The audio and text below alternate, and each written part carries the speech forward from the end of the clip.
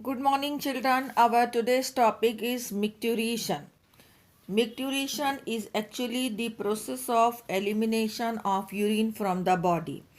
But here it is the introduction of the same process, that urine which is formed by the nephron, which we have seen earlier, is actually stored in the urinary bladder, which is a part of the excretory system. When this urinary bladder get filled with the urine, then the muscles of the urinary bladder will get stretched, and these muscles are having actually the stretch receptors, and these stretch receptors sends the signal to the central nervous system.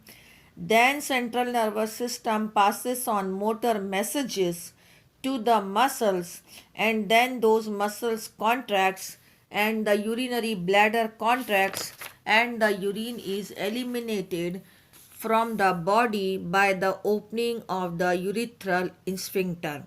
So these smooth muscles will contract by getting the message from the central nervous system, and this sphincter will open, and process of release of urine is called as micturition, and the neural mechanism causes it, which is called as micturition reflexes. The reflex which is been received from the nervous system is micturition reflex. Okay.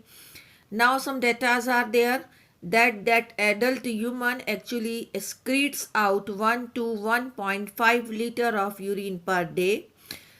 The urine is slightly acidic in nature, and it is 6.6 is the pH 6.0.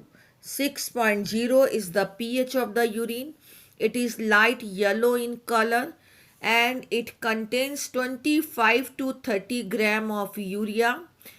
And also, in addition to this, it also contains uric acid, ammonia and all, and various condition of the body. The nature of the urine also changes. So urine helps in the clinical diagnosis of various metabolic disorder, like the presence of glucose is called as glycosuria. The presence of ketone bodies in the urine is ketonuria. Presence of the extra water is diabetes insipidus. Presence of extra glucose is diabetes mellitus. So that way the urine indicates various problem if abnormal contents are present in the urine.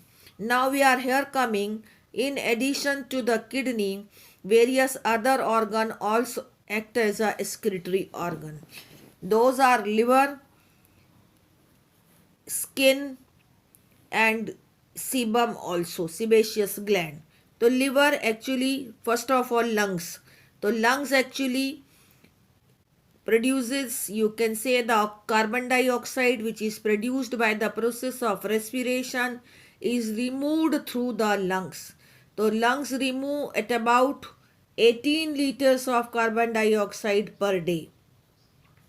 Liver is the second excretory organ in other organs only. Okay, kidney is the principal organ. Now liver is the second accessory organ, which is again a largest gland of the body. It forms bile juice, in which two pigments bilirubin and biliverdin are present, and these are also containing, these biles also contain cholesterol and degraded steroids, hormones, vitamins and drugs are also there. So these substances are actually, with the bile juice, are added into the digestive system, and from where it is removed along with the digestive waste. Now the next excretory organ is sweat gland and sebaceous gland. Sweat gland produces the sweat, and this sweat contains the water.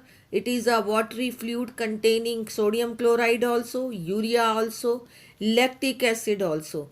So these waste material are removed along with the sweat. And then it comes the sebaceous gland.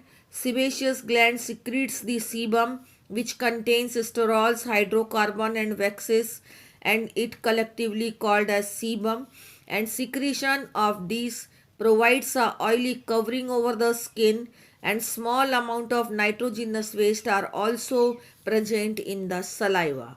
Saliva also contains some nitrogenous waste. So how many accessory organ as a excretory organ we have discussed? Lungs, liver, sweat gland, sebaceous gland, and also the saliva. So this is all about today's video. It was a very small content of today's.